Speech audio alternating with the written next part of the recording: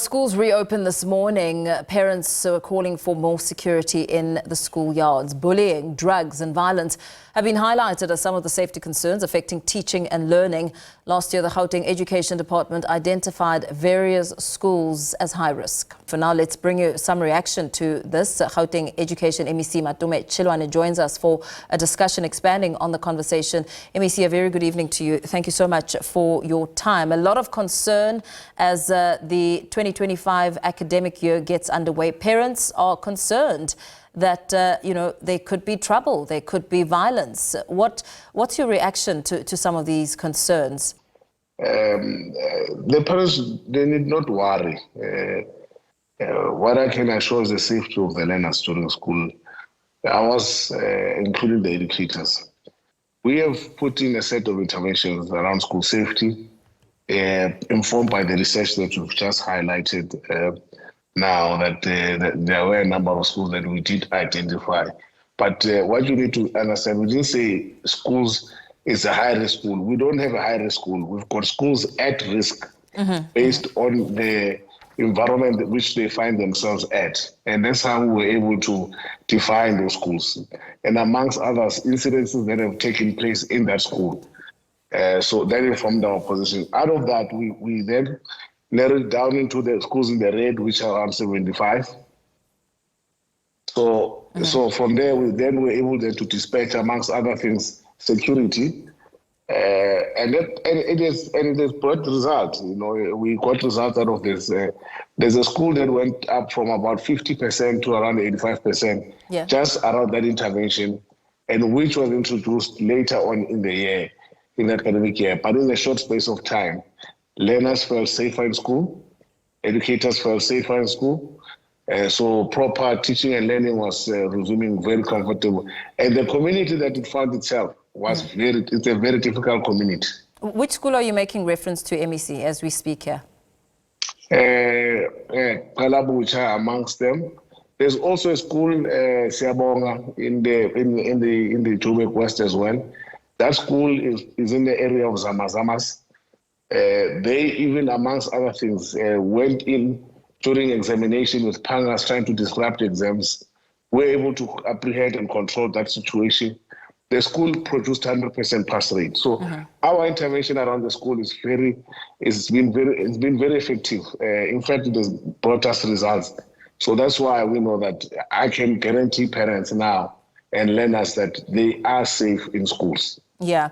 As you say that, there are some common themes within these schools in Gauteng, the prevalence of dangerous weapons, substance abuse, we're talking gangsterism and even tribalism, which then have a ripple effect, leading to the bullying of both learners and teachers. And we can speak about bringing security in schools, but what approach has been taken when it comes to bullying? We know that bullying has resulted in loss of lives in schools. Yes, bullying is one of the major issues that we are dealing with. Of course, we have a set of also interventions around bullying. We in our schools, we've set up what we call bullying boxes, anonymous boxes where learners can just drop in, including educators, and drop in. Who are these bullies? Because remember, at the end of the day, we don't want to leave anyone behind. We also want to save the bullies from themselves. So as soon as we find these bullies, we are able to take them through a rehabilitative process before we reintegrate them into the system. So these are some of the interventions that we are doing.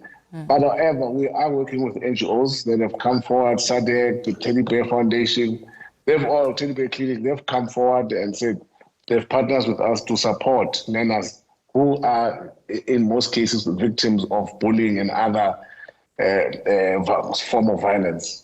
MEC, as you touched on the matter of roping in security and seeing wonderful results at some schools, there were big questions around budgets when it comes to bringing in security on board in schools.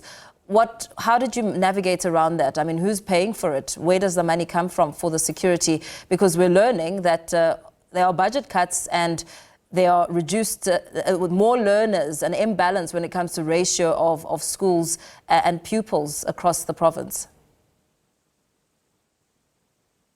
True. Currently, the intervention that we are putting in place, we've put in place is an unfunded mandate.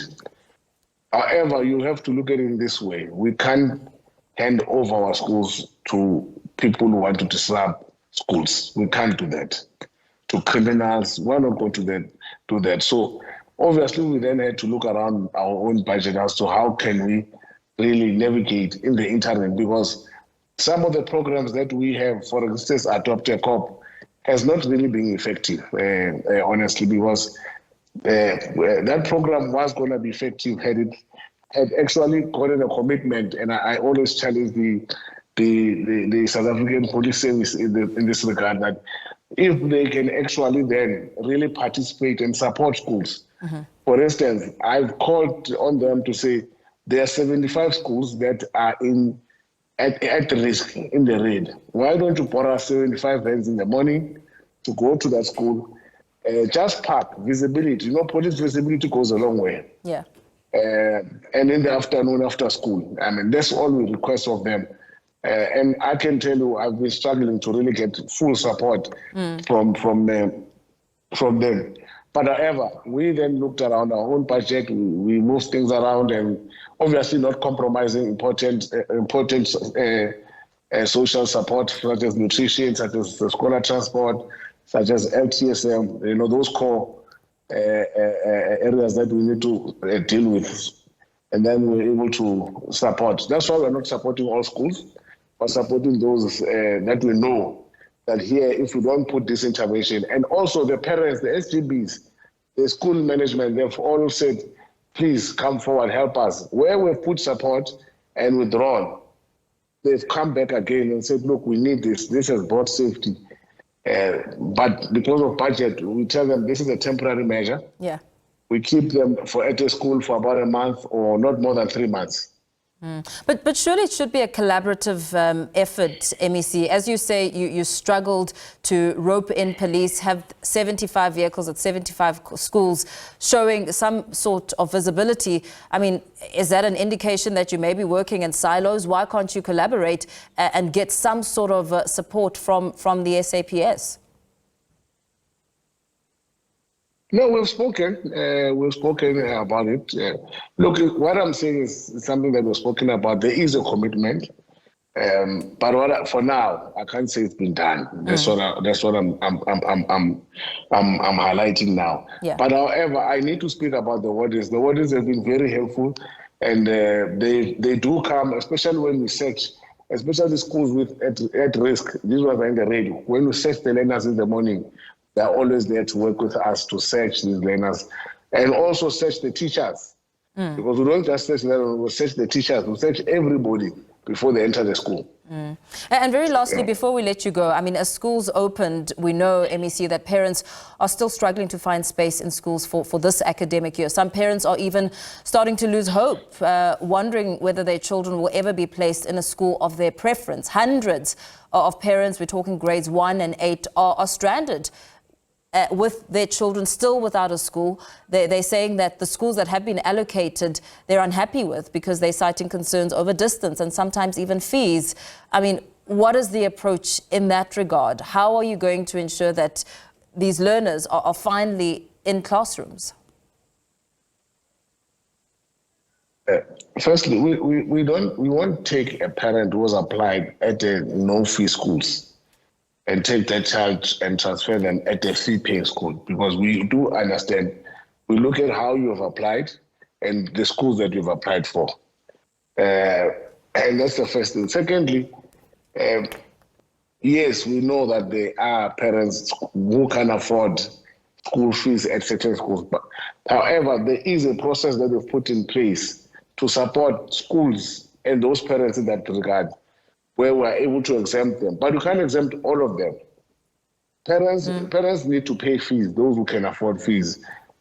So it's a collaborative effort that we put in place, ourselves as a department, the school, and the parent, where we're able to find each other that we can exempt your child on this basis, or we'll exempt you to this much. But that is a discussion between the school and the parent and ourselves. But we do approve exemptions, because at the end of the day, they come to us for approvals, these exemptions.